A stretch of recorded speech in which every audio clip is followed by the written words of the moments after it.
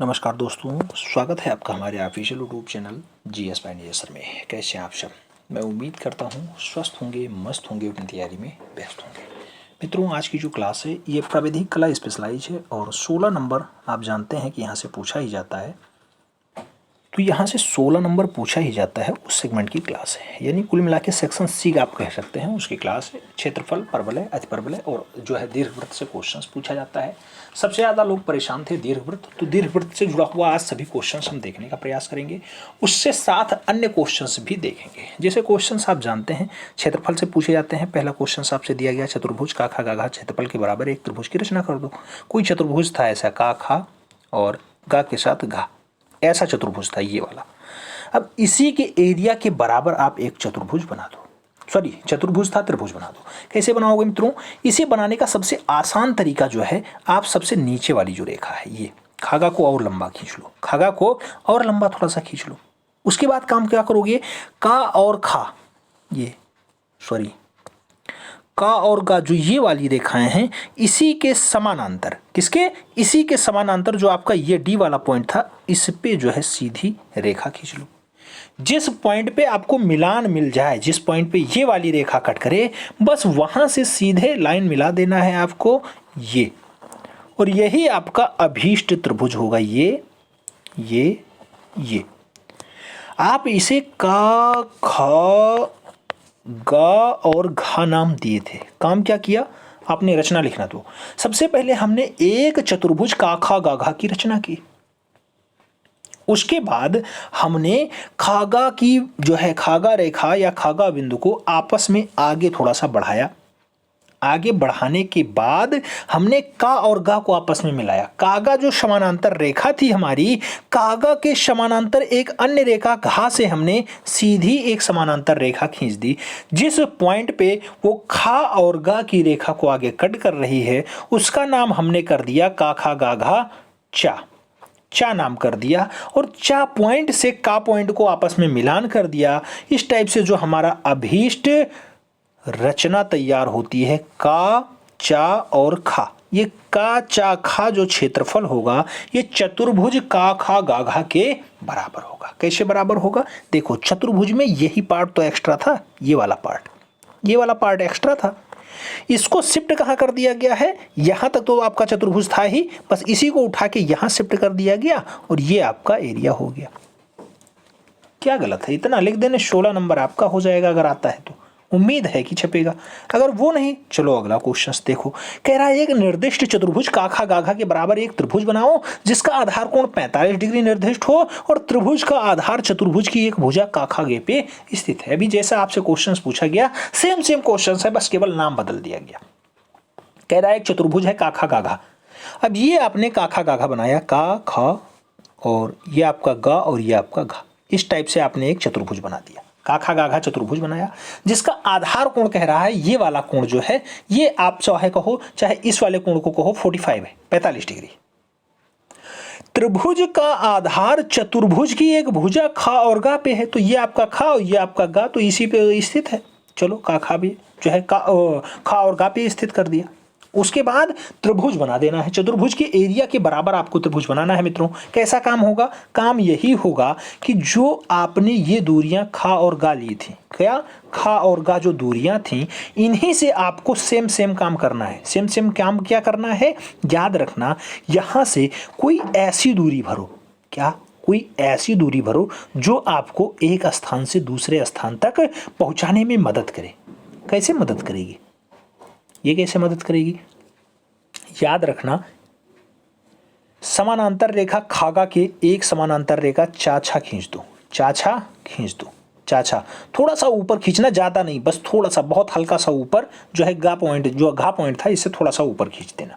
Then आप खा और गा उठाओ। कैसे? खा और गा, जैसे खा से उठाए कोई भी पॉइंट, चाहे आप यहां मिलाओ इस टाइप से, तब भी एरिया बराबर होगा, इसका भी क्षेत्रफल बराबर होगा, चाहे आप गा से उठाओ यहाँ पे मिलाओ इस टाइप से, इसका भी एरिया बराबर होगा, चाहे यहाँ से यहाँ मिलान कर दो, इसका भी एरिया बराबर ही होगा। सभी का एरिया तीनों त्रिभुजों का बराबर ही होगा। सेम सेम डाटा आपको मिलाना है। जो आप चाहो, चाहे इस वाले त्रिभुज को लिख दो, यही हमारा अभीष्ट त्रिभुज होगा, या आपका मन करे इस वाले पे लिखना तो इस वाले पे लिख देना, अगर नहीं मन करता है तो ये वाला आप लिख सकते हैं, जो आपको मन करे। रचना विधि कैसे लिखेंगे? सबसे पहले हमने एक चतुर्भुज का खा गा घा का निर्माण किया, जिसका आधार हमने जो है वो खा और गा रखा। ये खा और ये आपने गा रखा। खा गा के समानांतर घा पॉइंट से थोड़ा सा ऊपर चा छा हमने एक जो है अभीष्ट त्रिभुज खंड का निर्माण, एक समानांतर रेखा चाछा को खींचा है। चाछा हमने खींचा किसके? का और घा के समानांतर, का और घा के समानांतर खींचा। और उसके बाद आपने काम क्या किया है? उसके बाद आपने कोई भी पॉइंट ले लो, चाहे यहां से इस पे रचना बनाओ, चाहे इस पे, उस लाइन को टच करे, दोनों पॉइंट आपस में मिले, जो भी त्रिभुज खंड तैयार होगा उसका एरिया आपके चतुर्भुज के एरिया के बराबर होगा, उसका एरिया आपके चतुर्भुज के बराबर होगा। ठीक हो गया। वो नहीं समझ में आ रहा, ये क्वेश्चंस देखो। किसी समबाहु त्रिभुज का बनाओ और मान लो कि ये वो समपंचभुजाकार है, उसके बराबर त्रिभुज बना दो। क्वेश्चन खूब कराया हमने। इस टाइप से पंचभुजाकार एक जो है पेंटागन बना लो, ये आपका हो गया, इसका सेंटर ले लो। इस टाइप से आपने पेंटागन को मेंटेन कर लिया है, इसको हमने सीधा खुलवा दिया है पेंटागन को। आप जानते हैं जो इसकी आधार रेखा है उसी को थोड़ा सा लंबा कर लो, आधार रेखा लंबा कर लो, फिर इसे दो बराबर भागो। मान लो इसकी जो है एरिया 2 है, यानी इसकी भुजा 2 है, तो 2 मतलब 5 सेंटीमीटर लंबी रेखा, तो 2 ये, 2 4, 2 6, 2 8 और 2 10, इस टाइप से ले लो। देन सबसे लास्ट वाले पॉइंट से केंद्र को मिला दो, सबसे लास्ट वाले पॉइंट से केंद्र को मिला दो। आपस में जो ये त्रिज्याखंड आपका ये वाला एरिया तैयार होगा, यह आपका त्रिभुज जो होगा, यही त्रिभुज इस पंचभुज के जो है क्षेत्रफल के बराबर होगा। रचना विधि कैसे लिखोगे? सबसे पहले हमने एक पंचभुज ABCDEF का निर्माण किया, जिसका केंद्र O है। O को केंद्र मानने के बाद हमने जो AB बिंदु था, AB को थोड़ा आगे दाहिने और बाएं साइड में बढ़ाया। कहां तक बढ़ाया? मान लो आपने P और Q तक बढ़ाया, PQ तक हमने बढ़ा दिया। कितने सेंटीमीटर? मान लो अगर भुजा 2 सेंटीमीटर थी तो 10 सेंटीमीटर हमने टोटल लंबी रेखा खींच ली, जिसमें 2 सेंटीमीटर ये काउंट है, यानी 4 सेंटीमीटर दाहिने साइड, 4 सेंटीमीटर बाएं साइड हमने खींच के ओ पॉइंट से सबसे लास्ट वाले पॉइंट को आपस में मिलान किया। जो हमारा फाइनल वाला त्रिभुज खंड तैयार हुआ वही हमारा अभीष्ट त्रिभुज होगा, जिसका क्षेत्रफल पंचभुज ABCDE के बराबर होगा। बस इतना लिखना। 16 आपका यहां से भी पक्का हो गया। कोई एक प्रश्न आपको इसमें से देखने को मिल जाएगा। आगे बात करते हैं। अगला प्रश्न बहुत इंपॉर्टेंट प्रश्न है। कह रहा है किसी वृत्त पा के बराबर एक त्रिभुज की रचना कर दो। पा के बराबर त्रिभुज बना दो। एक सेंटर ले लो, कोई एरिया ले लो, इसके बराबर आपने एक त्रिभुज बना लिया है। त्रिभुज बना लिया, उस त्रिभुज के इक्विवेलेंट आपको कहा जा रहा है कि रचना कर लो। उस त्रिभुज के बराबर आप एक जो है क्या बना लो, जो आपका वृत्त दिया गया है, वृत्त के बराबर एक त्रिभुज बना लो। यह आपका सेंटर हो गया। इससे आज भी हमने इस पे चर्चा की है। एक पहले आप क्या खींच लो, इस पे एक आप व्यास खींच लो। व्यास त्रिज्या का दोगुना होता है, डी से डिनोट किया जाता है इसे। एक पॉइंट ले लो, उस पर आप स्पर्शी रेखा, यहाँ पे खींचा गया है स्पर्शी रेखा खींच लो। कोई अगला पॉइंट देखो, उससे भी स्पर्शी रेखा खींच के जो आपका ये त्रिभुजखंड होगा, ये मान लो P है तो ये आपका Q है, ये आपका R है, ये आपका O है।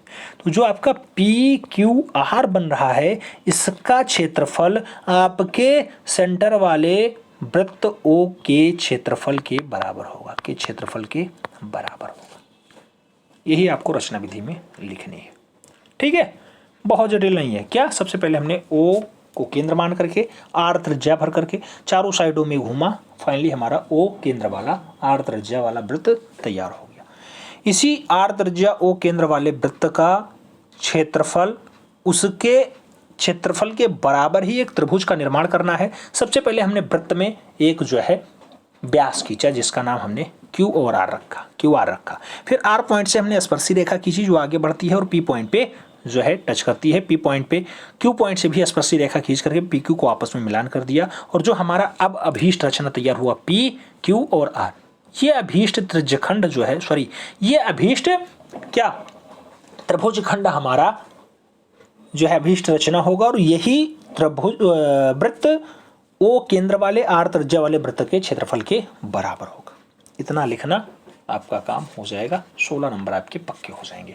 अगर यहू नहीं करना है और आगे बढ़ते हो, अगला क्वेश्चन से देखो, कह रहा है एक त्रिभुज बनाओ जिसका क्षेत्रफल 5 वर्ग सेंटीमीटर हो और शीर्ष कोण 50 डिग्री हो। अब ये थोड़ा सा जटिल कोण आ गया, थोड़ा सा जटिल क्वेश्चन है। क्षेत्रफल 5 सेंटीमीटर रखाना है, यानी 5 वर्ग सेंटीमीटर रखाना है। आप जानते हैं त्रिभुज का क्षेत्रफल 1/2 आधार गुणे ऊंचाई होता है। आधार मान लो आपने कुछ भी रखा तो उसका आधार और उसका ऊंचाई h लेना होगा। आधार पाई आर स्क्वायर ही बनता है, पाई आर स्क्वायर ही बनता है। पाई के साथ आर, आर के साथ स्क्वायर। आधार कई टाइप के होते हैं त्रिभुज, सॉरी इसमें पाई आर कहाँ होता है, इसमें पाई आर स्क्वायर नहीं होता है। त्रिभुज इस टाइप से होता है ना। तो आधार मान लो ये 2 है और ऊंचाई आप मान लो कि कितना है 5 है, ऊंचाई आपको 5 मानना होगा। तो ऊंचाई 5 कर लो, आधार 2 कर लो, 2 से 2 काट दो, 5 सेंटीमीटर स्क्वायर आपका आ जाएगा। 5 सेंटीमीटर स्क्वायर फाइनली आपका क्या मिल जाएगा, त्रिभुज का क्षेत्रफल मिल जाएगा। आइए दिखा देते हैं ऐसे।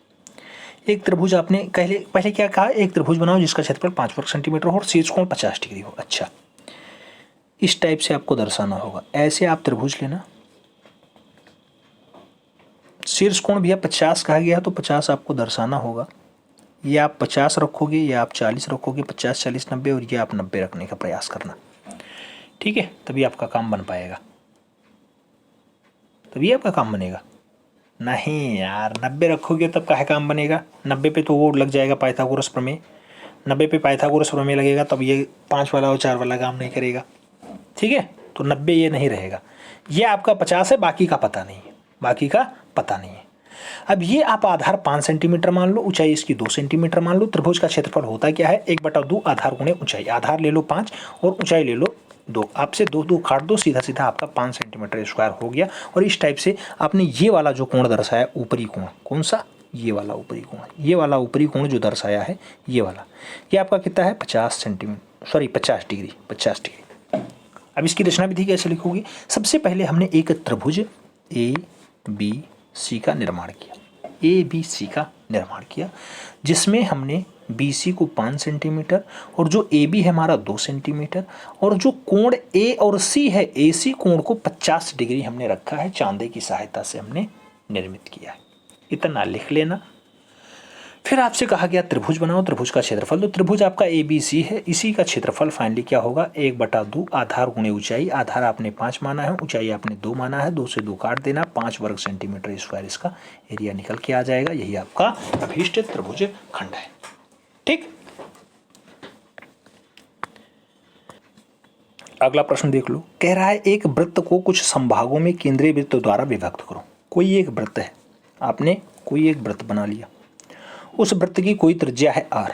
फिर इसे कह रहा है केंद्रीय वृत्तों में कई भागों में विभक्त कर लो। बन जाएगा आराम से, केवल त्रिज्या घटाते चला जाना है, आपका काम होता चला जाएगा। ऐसे, फिर ऐसे, फिर ऐसे, फिर ऐसे, जितनी त्रिज्या आप घटा लेंगे उतने आपका काम हो जाएगा।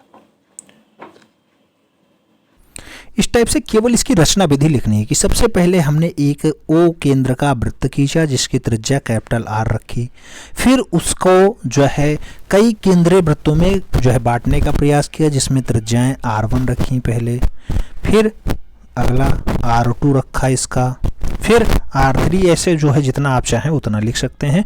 और इसको लिखने का जो है तरीका क्या होगा, रचना विधि ऐसे लिखेंगे। सबसे पहले हमने O को केंद्र मान करके कैपिटल R त्रिज्या भर करके चारों ओर घूमा, एक वृत्त तैयार हुआ जिसकी त्रिज्या R है और जिसका केंद्र O है। पुनः हमने उसे जो है कई केंद्रीय वृत्तों में बांटने का प्रयास किया। दूसरा वृत्त हमने R1 त्रिज्या भरा और फाइनली O को केंद्र मान करके चारों तरफ घूमे और फाइनली हमारा जो वृत्तखंड तैयार हुआ वो कौन सा हुआ, R1 हुआ। तीसरा R2 त्रिज्या मान करके हमने खींचा, R2 हो गया। अब जितने बार आप चाहो उतने बार त्रिज्या घटा करके बना सकते हो, उसी को आप लिख सकते हो। यही आपका अभीष्ट वृत्त खंड होगा। समझ में आ गया वृत्त वाला। चौथा क्वेश्चन और एक देख लो। एक क्वेश्चन ये देखो, एक चतुर्भुज है काखा गाघा चतुर्भुज, आधे और समरूप चतुर्भुज की रचना कर दो। मित्रों कह रहा है काखा गाघा चतुर्भुज है, उसके आधे और समरूप, समरूप मतलब समान रूप हो, समान रूप हो मतलब समान कोण हो, समान भुजाएं दिखाई दें, एक दूसरे से समानांतर हो। बस जैसे ये काखा गाघा था, ऐसे का, ये का था, ये आपका खा था, खा के बाद ये गा, सॉरी ये आपका गा था और ये आपका घा था। इस टाइप से इन्होंने एक जो है क ख ग घ का निर्माण किया था। अब इसके समान हो, बस केवल चतुर्भुज का आधा हो जाए। आधा मतलब इसका क्षेत्रफल आधा हो जाए। क्षेत्रफल आधा लेने का मतलब है थोड़ा सा दूरी घटाओ, थोड़ा सा दूरी घटाओ, थोड़ा सा दूरी घटाओ। कौन किसके समानांतर है याद रखना। काखा गाघा हो गया है, चा और छा रख दो, चा छा, और इसका नाम जा रख दो, चा छा जा झा हो गया। अब देखो का और घा जो है, काघा के समानांतर आपने चाछा रेखा खींची है, काघा के समानांतर आपने चाछा रेखा खींची है, और जो आपका घा और गा था, घागा के समानांतर आपने जाछा रेखा खींची है। और इस टाइप से जो अब आपका चतुर्भुज बनेगा वो बनेगा चा ख जा छा। ये चाखा जाछा जो है इसका क्षेत्रफल चतुर्भुज क ख ग घ के क्षेत्रफल के आधा है, और ये चतुर्भुज समरूप है। इतना लिख लेना, रचना विधि पक्की। 16 नंबर आपका सेक्शन सी। अगर ये पूछता है तो ये प्रश्न छप सकता है, थोड़ा सा इंपॉर्टेंट प्रश्न है, जटिल प्रश्न है। ठीक। और दूसरा, बहुत सारे लोग इसका चित्र देखेंगे, चित्र बना करके काम करेंगे, तो ऐसा करने पे बड़ी दिक्कत हो जाएगी, उन्हें समझ में नहीं आएगा। अगला क्वेश्चन से एक प्रश्न और देख लो, बहुत इंपॉर्टेंट क्वेश्चन आ चुका है। आपसे कह रहा है दिए हुए आयत का ख ग घ के बराबर समानांतर चतुर्भुज बनाओ जिसमें भुजा आ के बराबर हो और मध्यस्थ कोण सा बराबर हो।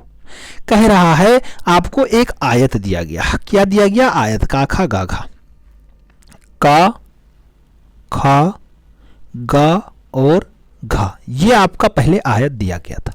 अब इसके बराबर और समानांतर चतुर्भुज, समानांतर मतलब समान अंतर हो, बस काम आपका थोड़ा सा अदर दिखाई दे, भुजाएं थोड़ी सी चेंज वेंज कर दो। जैसे काखा के समान, जैसे काखा है, काखा के समानांतर ही आपको काम करना है, बस एरिया बराबर हो जाए और उसमें जो है आ के बराबर हो और मध्यस्थता दिखाई दे रही हो, इस टाइप से आपको दर्शाना है। कैसे काम करेंगे? तो इसका काम करने के लिए सबसे पहले तो आपको 2 पॉइंटों पे काम करना होगा। 2 पॉइंट कौन कौन से? सबसे पहले आपको थोड़ा सा ये वाली भुजा काघा है, इसको आगे बढ़ाओ, काघा को थोड़ा सा आगे बढ़ा लो।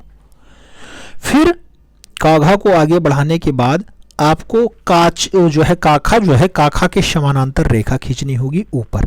लेकिन ऊपर रेखा कहाँ खींचेंगे?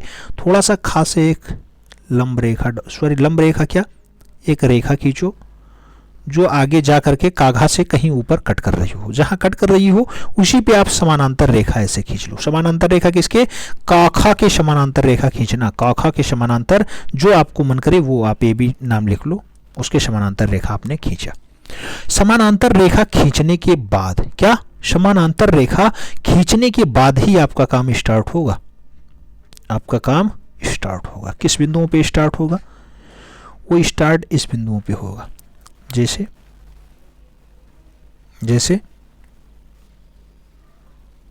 जैसे आपने सा पॉइंट से आगे एक समानांतर रेखा खींची जो ए बी को कहीं डी बिंदु पे काट रही है, और जो आपका का पॉइंट था उसी के अनुरूप थोड़ा सा आगे आइएगा, खा से थोड़ा सा आगे आइए और चा पॉइंट से आपस में आगे बढ़िए और सी डी ई पॉइंट पे कट कर रहा है ए बी को।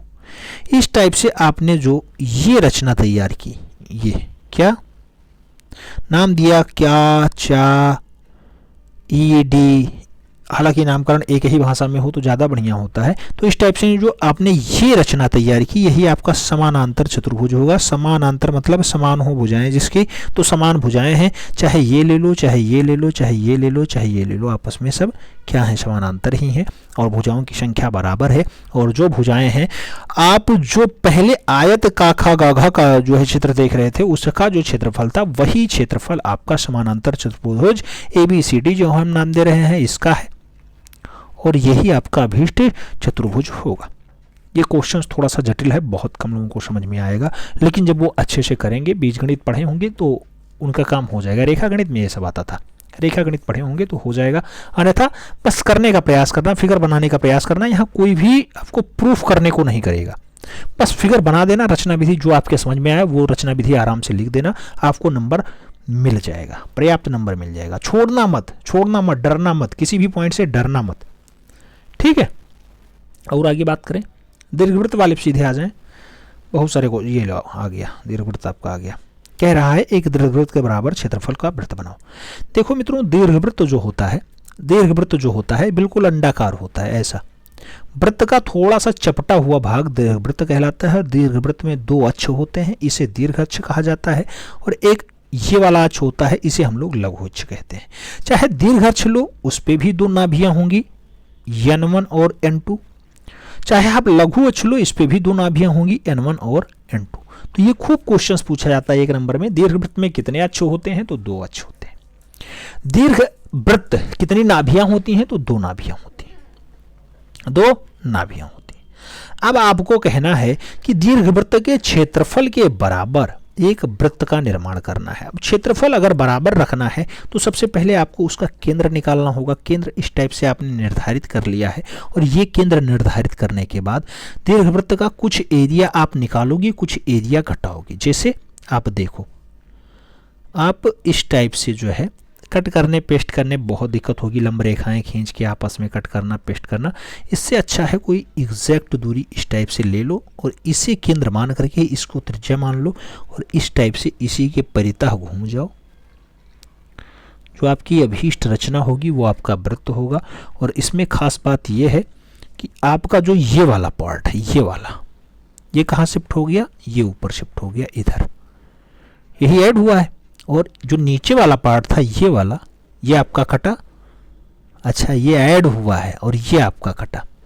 बस क्षेत्रफल भी बराबर दिखाई दे रहा है और रचना भी हो गई है। रचना कैसे लिखेंगे? सबसे पहले हमने एक दीर्घवृत्त, और दीर्घवृत्त का नामकरण कर लो भैया ABCD। यह काखा गाघा लिखा गया है, AB दीर्घअक्ष AB, जिसमें नाभियां N1 और N2 हमने बनाया। उसका दीर्घ अक्षखंड, लघु अक्षखंड भी हमने खींचा, P और Q नाम दे दो, P और Q, जिसकी नाभियां N2 और N1 हमने फाइनली बनाया।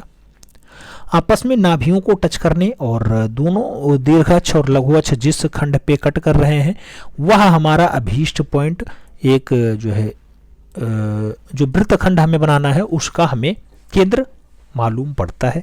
केंद्र से R दूरी भरने पे, वृत्त के लिए R त्रिज्या लेने पे, और O के परितः हमें घूमने पे एक अभीष्ट वृत्तखंड का निर्माण हुआ, जिसका एरिया हमारे दीर्घवृत्त के एरिया के बराबर होगा। इतना लिखना 16 नंबर आपका। अब इससे ज़्यादा टफ क्वेश्चन नहीं आएंगे, उम्मीद करता हूँ समझ में आ रहा होगा।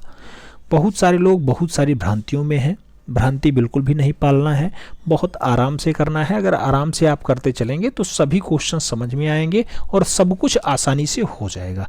दीर्घवृत्त में इस टाइप के भी क्वेश्चंस देखने को मिल सकते हैं, इस टाइप के भी क्वेश्चंस देखने को मिल सकते हैं, और इसके साथ इस टाइप के भी क्वेश्चंस देखने को मिल सकते हैं। कोई एक प्रश्न देख लेते हैं। जैसे दीर्घवृत्त हम लोग इस टाइप से बनाते हैं, उसका दीर्घ अक्षखंड ले लेते हैं AB, नाभियां ले लेते हैं N1 और N2, लघु अक्षखंड खींचना चाहो खींच लो, ना खींचना चाहो कोई ज़बरदस्ती नहीं, PQ खींच लो, PQ। अब इस पे जो सबसे टफ क्वेश्चंस अभी तक बना है वो ये बना है कि कोई बिंदु A है, कोई बिंदु, अच्छा A है यहाँ पे, कोई बिंदु Q है, Q बिंदु पे हमें स्पर्शी रेखा खींचनी, Q बिंदु से हमें स्पर्शी रेखा खींचनी। स्पर्शी रेखा मतलब होता है कोई भी वृत्तखंड, कोई भी वक्र है, उस पे केवल एक बिंदु से टच करके निकल जाए। अब Q बिंदु से अगर एक पॉइंट पे आप स्पर्शी रेखा खींचना चाहते हैं, ऐसे खींच दीजिए, नामकरण कर दीजिए, कुछ नाम दे दीजिए ABCDEFGHP, जो आपको अच्छा लगे। इस टाइप से आपने स्पर्शी रेखा Q पॉइंट से खींच दी। अगर दूसरे साइड से भी खींचना है, आप इस साइड से ले लो, आराम से स्पर्शी रेखा निकाल दो, ये आपका दोनों साइडों वाला स्पर्शी रेखा हो गया। अगर और बढ़िया करना है, और बढ़िया अगर करना है, मान लो इधर हमें खींचना था, इधर किसी पॉइंट से, तो उधर उस पॉइंट से खींच दो, नाम दे दो, फाइनली R पॉइंट पे हमने स्पर्शी रेखा खींची, स्पर्शी रेखा का नाम PQ दे देना। दीर्घवृत्त में इससे ज़्यादा टफ जो है क्वेश्चंस नहीं बने, दीर्घवृत्त में इससे ज़्यादा टफ क्वेश्चंस आज तक नहीं बना है।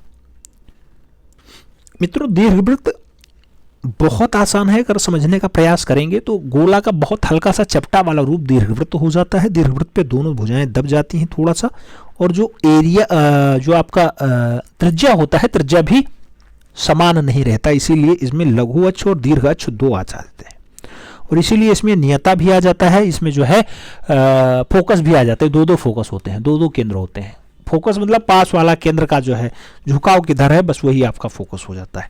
ठीक है, तो N1 और N2 इस टाइप से दो फोकस इसमें बन जाते हैं। स्पर्श रेखा पे क्वेश्चंस पूछा जाएगा, इस टाइप से स्पर्श रेखा बाहरी बिंदुओं को टच करते हुए निकलेगी, या फिर कभी कभी लंब रेखाओं पे क्वेश्चंस पूछ लिया जाता है। तो लंब रेखा मित्रों कैसे होती है, ऐसे आपने दीर्घवृत्त बनाया, ऐसे आपने दीर्घच बनाया, इस पे जो है दो भुजाएं ली, कोई बिंदु ये है आपका मान लो पा, इस टाइप से ये बिंदु पा है और पा बिंदु पे कह रहा है लंब रेखा। तो लंब रेखा का मतलब मित्रों ऐसे स्पर्शी रेखा खींच लेना और लंब रेखा उस पॉइंट पे सीधे 90 डिग्री के साथ ऐसा रहेगा, ये है आपका। ठीक है, इस टाइप से होता है। परवलय देख लें, परवलय देख लें, परवलय देखो, दीर्घवृत्त का कटा हुआ भाग परवलय कहलाता है। ये ऐसे आपने दीर्घवृत्त बनाया था अभी तक, ऐसे ये आपका लघु अक्षखंड होता था, लघु अक्षखंड से काट दो, क्या कर दो, लघु अक्षखंड से इस दीर्घवृत्त को काट दो, ये वाला जो भाग आपको दिखाई दे रहा है ये वाला, यही आपका जो है परवलय हो जाता है, परवलय, परवलय। और परवलय को अगर दोनों साइडों से उल्टा कर दो, जैसे इसको इधर लगा दो, इधर, ये आपका अति परवलय हो जाता है, अति परवलय। बस झुकाव क्या हो जाएगा, जैसे दीर्घवृत्त में आप जानते थे कि इसका झुकाव आप जानते थे, इस वाले पॉइंट का झुकाव इधर N1 वाले फोकस पे रहता था, इधर वाले दीर्घवृत्त का जो झुकाव था वो N2 वाले पे रहता था। अब परवलय क्या होगा, परवलय जब आपने इसे यहां से कट कर दिया, कहां से, यहां से आपने जब इसे कट कर दिया यहां से, तो इधर का झुकाव तो N2 पे है, और जो आपने ये परवलय देखा तो N2 N1 जो आप नाम देना चाहेंगे वो हो जाएगा। और मान लो अगर अति परवलय है तो ये वाला पार्ट आपने इधर शिफ्ट किया है, तो इधर अब आपका N1 हो जाएगा और ये इसका झुकाव हो जाएगा। बस यही काम है परवलय अति परवलय का। टफ क्वेश्चंस होते हैं और इसमें जो है कभी कभी क्वेश्चंस पूछ लिया जाता है कि कोई परवलय है, परवलय पे एक अक्ष है जिसकी नियता N1 है और जिसमें कहा जा रहा है कि नाभि नियता से निर्दिष्ट हो, तो ये आपका N1, सॉरी यम लिखा हुआ है, ये आपका N1 है। N1 मतलब इसका झुकाव सबसे बढ़िया कहाँ तक है, पकड़ कहाँ तक है, जैसे कुछ केंद्र कहे जाते हैं, तो इस टाइप से होता है। ये नामन होती है, नाभि होती है। और नियता उसे कहा जाता है, कोई बाहरी रेखा ले लो, ए बी ले लो और उससे कहो कि बराबर दूरी पे है, तो हाँ है, इस पॉइंट पे बराबर दूरी, इस पॉइंट पे बराबर दूरी, इस पॉइंट पे, मतलब हर जगह लगाव जो है उसका झुकाव जो है बराबर है कि नहीं है, उस टाइप का डाटा जो है दर्शाया जाता है। वो आपका जो है क्या होता है, नियता होता है। ठीक है, और अगर बात करते हैं अति परवलय, अति परवलय की बात कर लें। अति परवलय में भी, इसमें भी स्पर्श रेखा पूछ लिया जाता है कभी कभी, स्पर्श रेखा कि अति परवलय बनाओ, उस पे बिंदु पा पे आप स्पर्श रेखा, स्पर्श रेखा मित्रों केवल टच करके निकल जाए आगे, बस वही है स्पर्शी, केवल छू के निकल जाए, वो है स्पर्श रेखा। ठीक है, इसका रचना विधि कैसे लिखोगे, सबसे पहले हमने एक परवलय AB का निर्माण किया जिसका झुकाव N1 यानी जिसकी नाभि N1 है और जिसका वक्र पॉइंट ये आपका PQ है, PQ वक्राकार भुजा PQ है, जिस पे हमने पा पॉइंट पे एक स्पर्श रेखा का निर्माण किया, ये आपका पा पॉइंट है, इस पे आपने स्पर्शी रेखा खींचा जिसका नाम आप PQ कर सकती हो, PQ, जिसका नाम हमने PQ कर दिया है। स्पर्शी रेखा PQ जो इसका अति परवलय है, परवलय PQAB को मूल रूप से पा पॉइंट पे टच करते हुए निकलती है, यही हमारी अभीष्ट स्पर्शी रेखा होगी। अगर स्पर्शी रेखा पे क्वेश्चंस पूछा जाए तो, अगर नहीं पूछा जाता है कोई बात नहीं। और जटिल जटिल क्वेश्चंस ला सकते हैं, लेकिन जो आपकी परीक्षा के लिए बहुत इंपॉर्टेंट है वो हमें उम्मीद है कि इस बार या तो पंचभुज पूछा जाएगा, जो पेंटागन हमने ऐसे वाला करवाया है, ये पंचभुज वाला, और या फिर हो सकता है कि त्रिभुज से क्वेश्चंस पूछ लिया जाए या कोई चतुर्भुज से क्वेश्चंस पूछ लिया जाए। बाकी ओवरऑल करा दिया गया है, उम्मीद करता हूँ समझ में आया होगा, और विस्तृत में पढ़ाया गया है, पूरे बैच में पूरा पढ़ाया गया है, परवलय अति परवलय सब कुछ पेड क्लास वाले में। लेकिन अब टाइम कम है और अच्छे से सब कुछ मैनेज भी करना है जिससे आपका बेटर हो सके, तो उसके लिए यही एक विकल्प अच्छा हमें दिखाई दे रहा था, जिसे हम मैराथन का नाम दे रहे हैं। उम्मीद करता हूँ सब कुछ समझ में आ रहा होगा। चलिए मिलते हैं उसमें, तब तक के लिए दिल से सल्यूट, जय हिंद।